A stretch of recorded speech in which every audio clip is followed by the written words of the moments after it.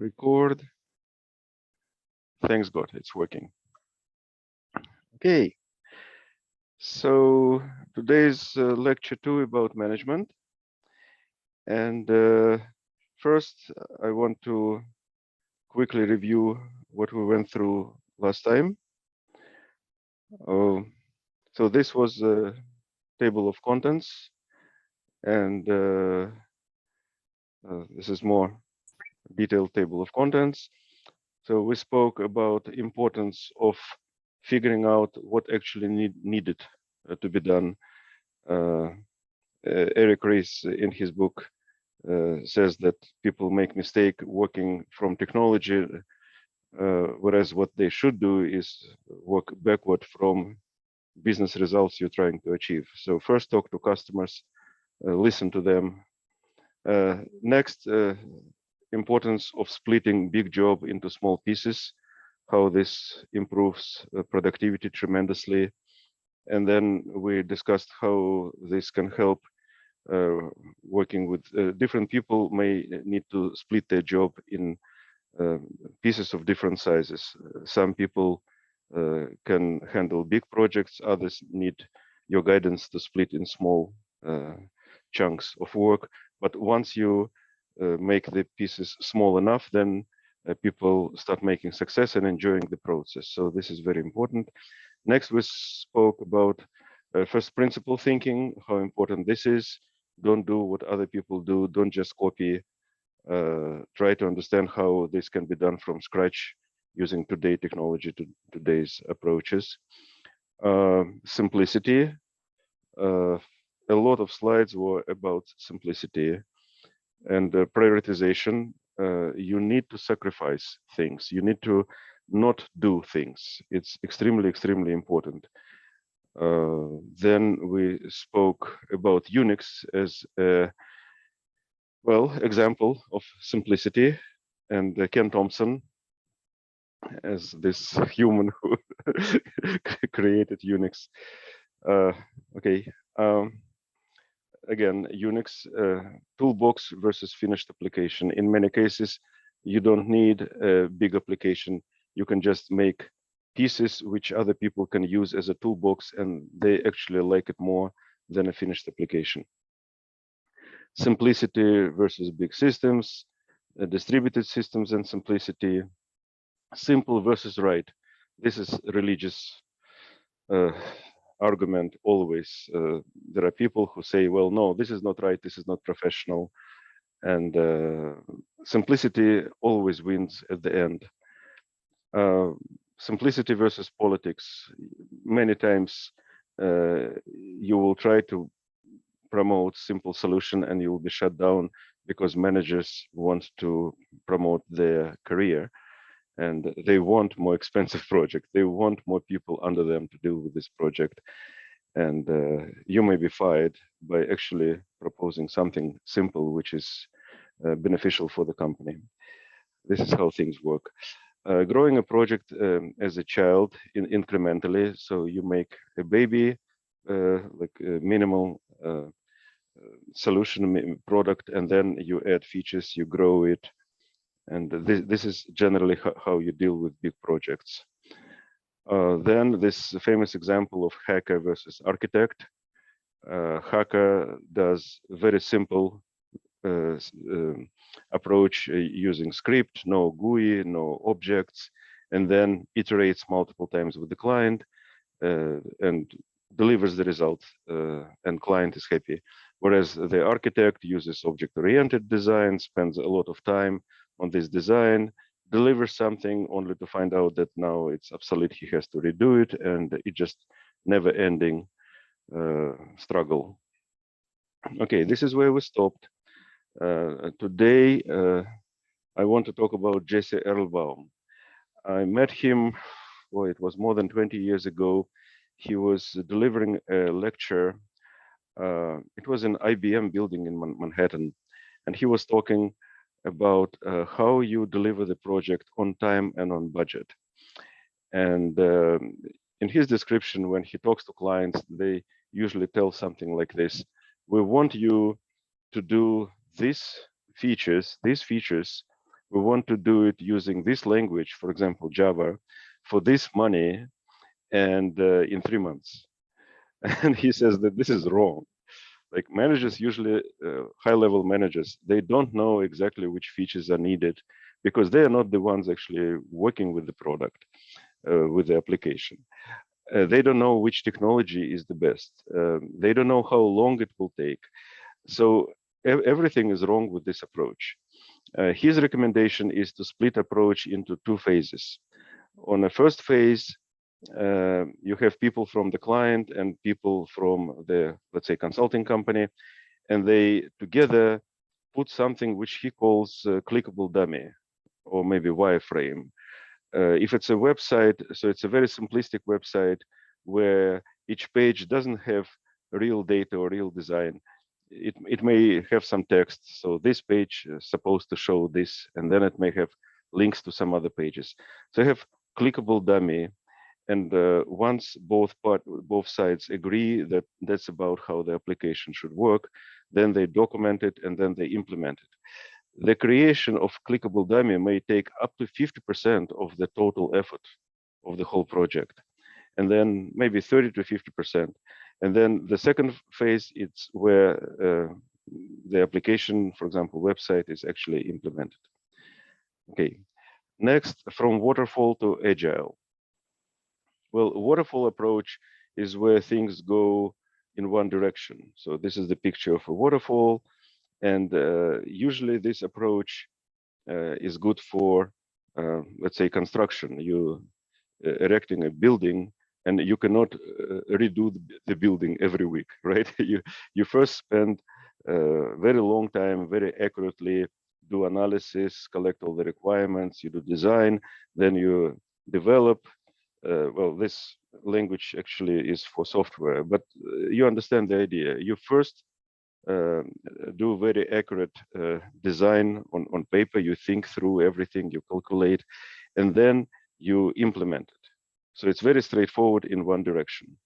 And it works well for construction and manufacturing, but it's not the best approach for software. For software, people actually use what's called Agile. And I mean, they tried to use Waterfall, but then they found Agile is better, where you do design, you develop something, you test it, and you talk again in the group and with the customer, and you change the design, and you go again and again. So you go in this cycle, you kind of restart every week, every 2 weeks, every month, change something and improve, improve, improve. And as you do this, you deploy, deploy, deploy. This is Agile approach, and it works very well and widely accepted. How you implement it? Well, there's a term Scrum. So a Scrum is a method of restarting the game in rugby football. So this is the picture of the Scrum, right? So players packing closely together, heads down, attempting to gain possession of the ball. But the idea is restart. So in Agile, you have to restart this cycle periodically. And Scrum methodology is how Agile is implemented. And there are software packages which kind of formalize this approach. And so it's a Scrum framework. So it has backlog where you keep a record of what needs to be done. You're planning sprints, which are those cycles, right? You may have daily Scrum meetings, or maybe not necessarily daily, periodic. You do reviews, retrospective. This is very important. You really have to talk to the client and explain to them. And sometimes software developers don't want to talk to the client. They just want to do their thing, and this is wrong, right? Because client may need to understand what they're doing, and client may provide feedback, which is absolutely crucial. And maybe the work which software developers want to do is not necessary at all. So this is idea of the Scrum Agile development. Now, project management process. Gosh, if you go to Google and you search for project managers, you'll see so many people. It's a big, big industry. There are so many books on how to do project management.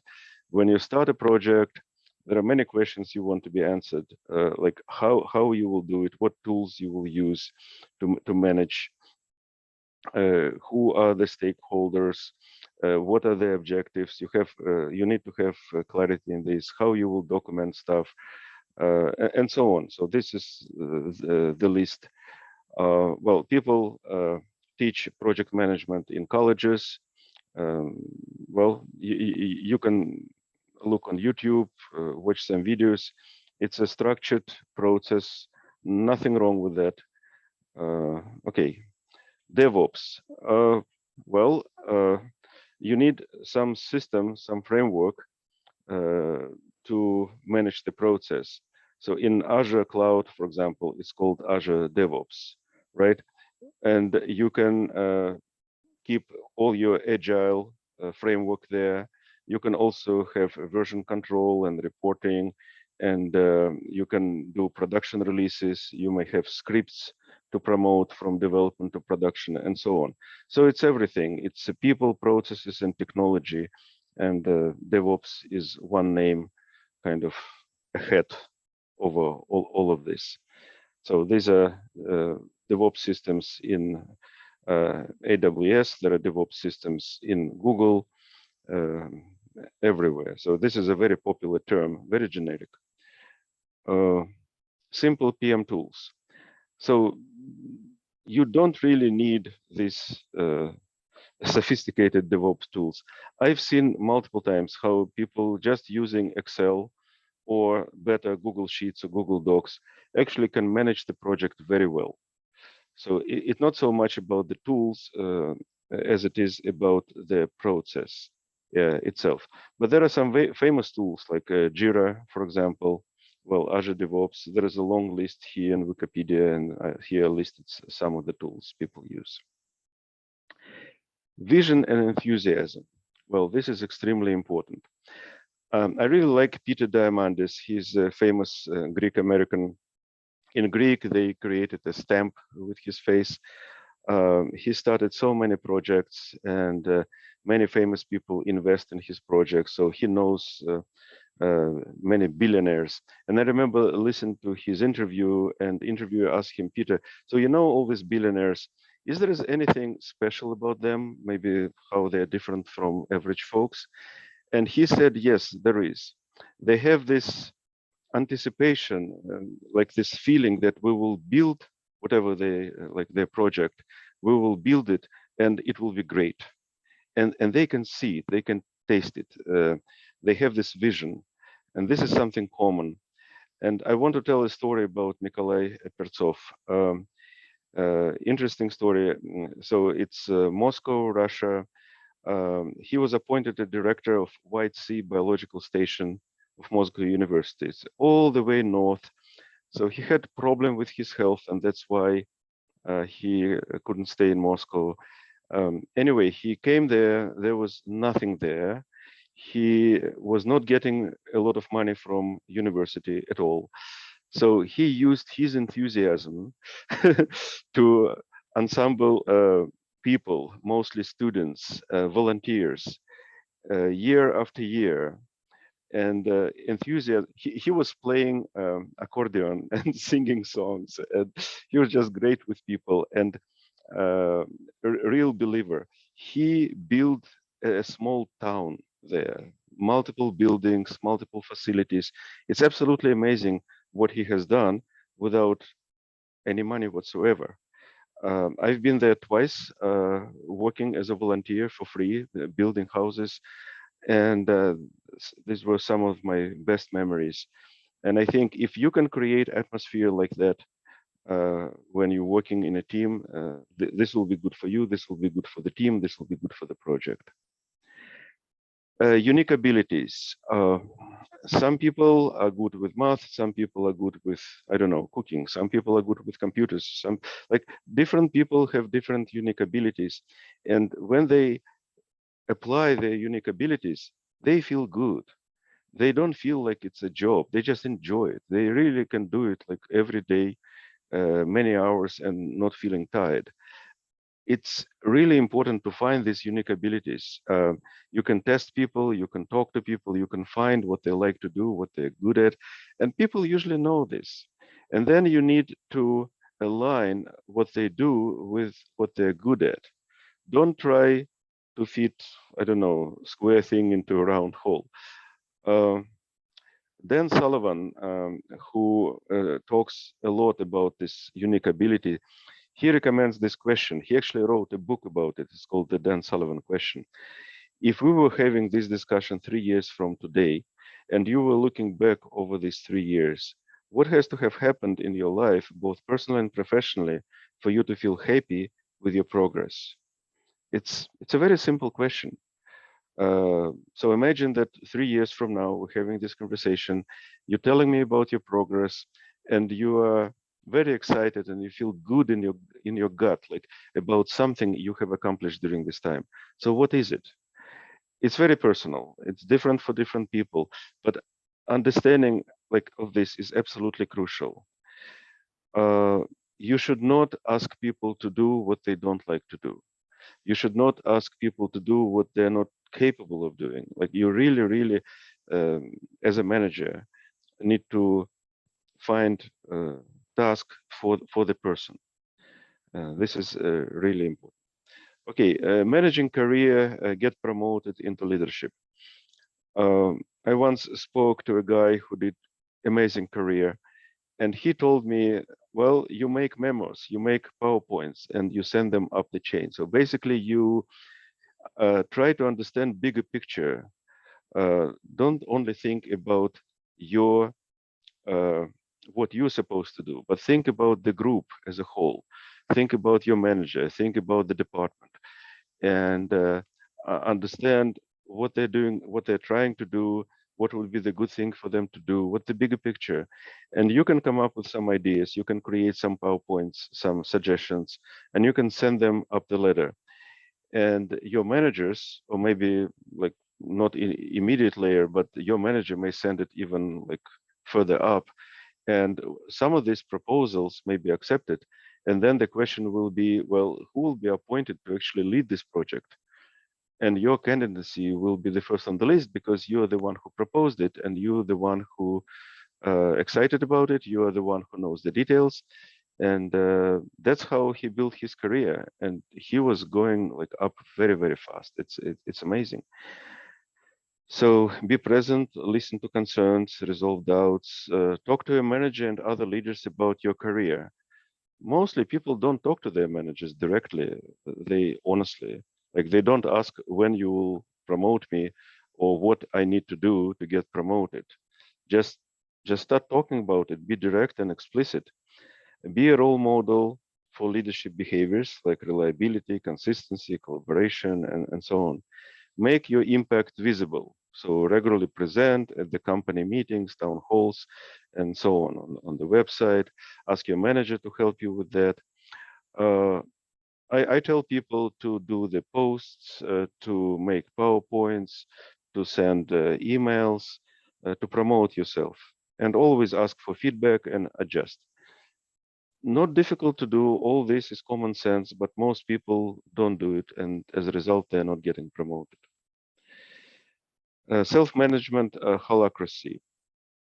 I spoke on the first part that military approach doesn't work in real organizations in IT and so on. Self-management actually works much better, and some people not only do it but also kind of formalize it, use specialized software. In Holacracy, each person may have multiple roles, and people discuss who is doing what. So it's a collective effort. It's a very interesting approach. There are books about it. There is a website. I recommend to look at it. There are companies who have great success using this approach. Parkinson Law, one of my favorite books ever, by Norton Parkinson. So this book was written probably in 58 or 60th. This was one of the 2 books I brought with myself when we came from Russia in 91. It's available on Amazon. I highly recommend you to buy it and to read it. And it gives you, in very humorous format, it gives you understanding how big organizations work, how bureaucracy works. Yeah, it's funny, like work expands to fill the time available for its completion.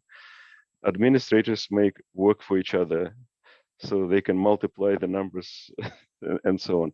It's really funny, but it's very serious. Highly recommend to read it.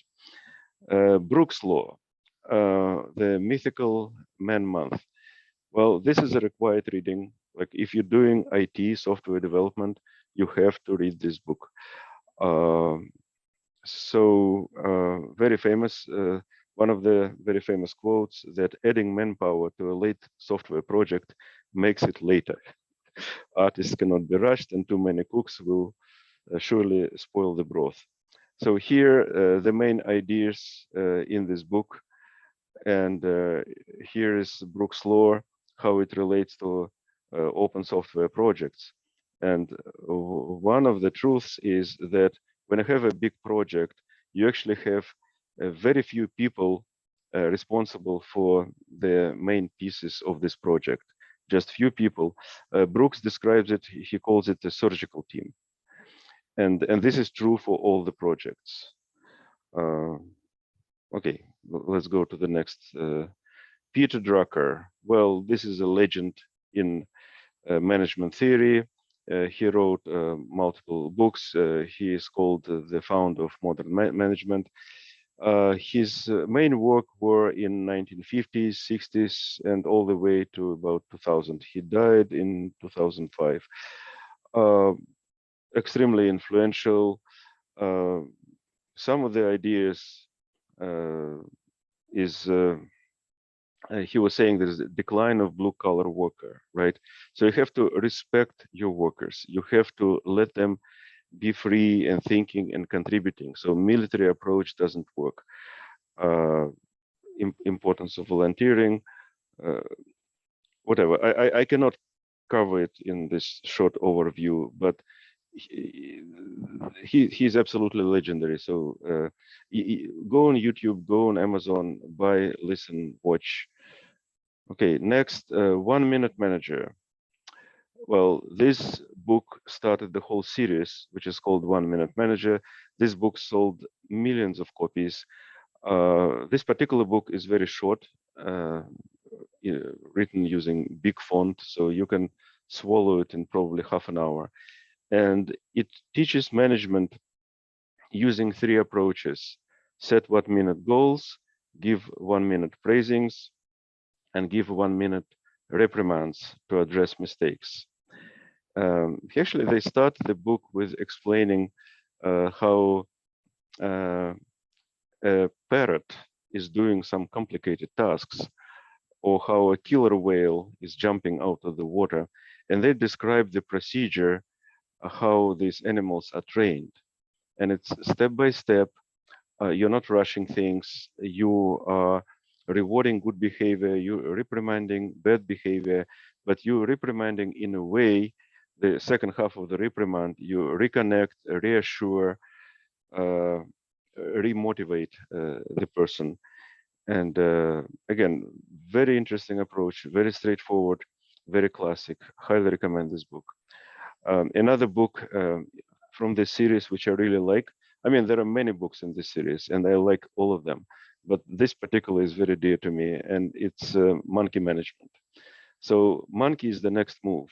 When 2 people meet and they discuss something and they part their ways, they both may have monkeys on their backs, like what person A is doing, what person B is doing. And he describes how monkey tend to climb on your back, and how, as a manager, you need to put monkeys on the backs on your subordinates. So, for example, a person goes to the boss and says, "Boss, we have a problem." And this is a dangerous situation because a monkey representing the problem may leap from subordinate's back to boss's back. So how to avoid the sleeping monkeys? And here is an example of the response. Stop right there. We can never have a problem. It's either you have a problem and I will advise you what to do, or I have a problem, then I will tell you what you will need to do for me. In any case, you will be the one doing all the work. So what's the problem? Yeah, it's amazing book, very like fun to read, like highly recommend. Power and growth mindset. Again, there is a very good Google talk by this author about power. It's available on YouTube. So is Carol Dweck about growth mindset. I recommend to listen to them. I cannot really like describe it here, but about power, he is explaining what it means to be a powerful person and how you do it, how you become powerful. What do you do, like specifically? And usually it's not something taught in schools. So highly recommend those two books, these two authors. Getting Things Done by David Allen. Well, everybody knows this author, and if you look closely, you will find similarity with modern practices of software development like Agile and Scrum. You put everything in writing, you create lists of lists, you prioritize, you decide what to do next, you keep track of all this, and so on. You know, there are people who create lists and lists of lists, and he's this kind of person. Well, accountants are good at that. There are also people who never put down what they want and just keep everything in their head. Well, his approach is, well, I wouldn't say it's better. Like composers may not create lists of lists, but many people really like this approach, and this is a common sense approach, right? Creating lists, prioritizing, keeping track of things, and so on. Oh, this is a very good article in Medium. I highly recommend. David Pereira. So he explains what it means to be a good product management versus weak product management. Solutions over problems. It is meaningless to talk about solutions without knowing the problems. And here we're going all the way to the beginning. You need to understand what you're trying to achieve, begin with the end of, so it's not about technology, it's not about methods to solve the problem, it's more about the problem itself, because maybe there is a simple method to solve this problem. Output versus outcome, what to do next over what impact to deliver. Okay, roadmap over goals, and so on. You can read this, you can just go to this link and read the original paper, which I really like. Product owner and product manager. Okay, also, anyway, we really don't have time. Okay, there are some quotes, some good quotes I accumulated.